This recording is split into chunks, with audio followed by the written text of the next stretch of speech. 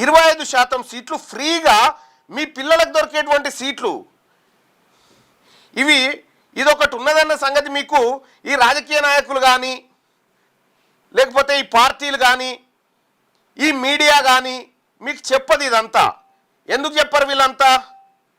ఎందుకు చెప్పరు అనంటే ఒకవేళ మీకు ఇది తెలిస్తే వాళ్ళ దోపిడీ ఆగిపోతుందని చెప్పరు అన్నట్టు. అందుకోసమనే నేను ఆ సెక్షన్ చూపిద్దామని తీసిపెట్టాను కానీ దొరకలేదు. ఇదే అంశం మీద ఇగో బట్టి విక్రమార్క గారు ఏం మాట్లాడారు చూడు, అందులో ప్లే చేయి వీలైతే.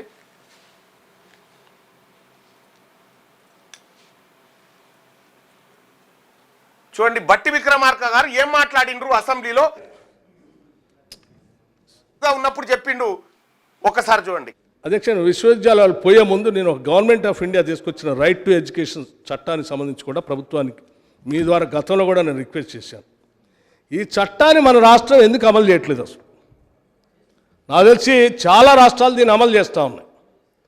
ప్రైవేట్ స్కూల్స్లో ఈ చట్టం ద్వారా గవర్నమెంట్ పిల్లల పేద విద్యార్థులకి రైట్ టు ఎడ్యుకేషన్ చట్టం ద్వారా కనీసం 25% వాళ్ళు సీట్లు అడ్మిషన్ ఇచ్చి వాళ్ళు విద్య నేర్పించాలి.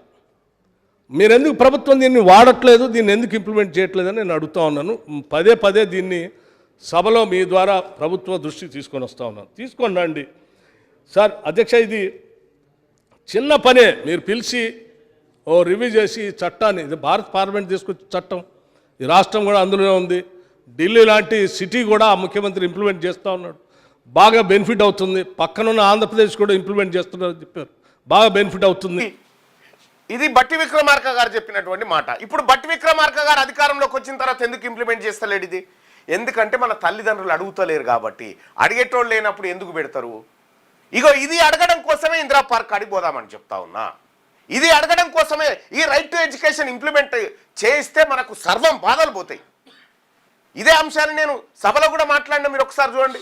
ఇదే అంశాన్ని నేను సభలో మాట్లాడిన కాంగ్రెస్ పార్టీ నుంచి గెలిచిన తర్వాత కూడా. ఈ రాష్ట్ర ప్రభుత్వం ఇక్కడ ఇంప్లిమెంట్ చేయబోతా ఉందా లేదా అనేది ఒకటి సార్. రెండోది రైట్ టు ఎడ్యుకేషన్ యాక్ట్ ఒకటి ఉంది సార్, అది 2009 అనుకుంటా, మేబీ మా శ్రీపాల్ రెడ్డి గారు 2009 రైట్ టు ఎడ్యుకేషన్ సార్. అది ఇప్పటి వరకు కూడా ఇంప్లిమెంట్ చేయలేదు సార్. గతంలో కాంగ్రెస్ పార్టీ విపక్షంలో ఉన్నప్పుడు అప్పుడు ఎవరు అపోజిషన్ లీడర్గా ఉన్నటువంటి బట్టి విక్రమార్క గారు మాట్లాడడం జరిగింది సార్. ఆయన మాట్లాడుతూ మేము రైట్ టు ఎడ్యుకేషన్ ఇంప్లిమెంట్ చేస్తాము, ఈ ప్రభుత్వం ఇంప్లిమెంట్ చేయట్లేదు అని చెప్పింది సార్. మన ప్రభుత్వం అధికారంలోకి వచ్చి 2 సంవత్సరాలు అయింది సార్. మరి రైట్ టు ఎడ్యుకేషన్ పాలసీని ఇంప్లిమెంట్ చేస్తారా? ఆ పాలసీని పక్కకు పెట్టారు, ఈ పాలసీ కూడా ఏమైనా పక్కకు పెట్టే ఉద్దేశం ఈ ప్రభుత్వానికి ఉందా అనేది నా చిన్న మన.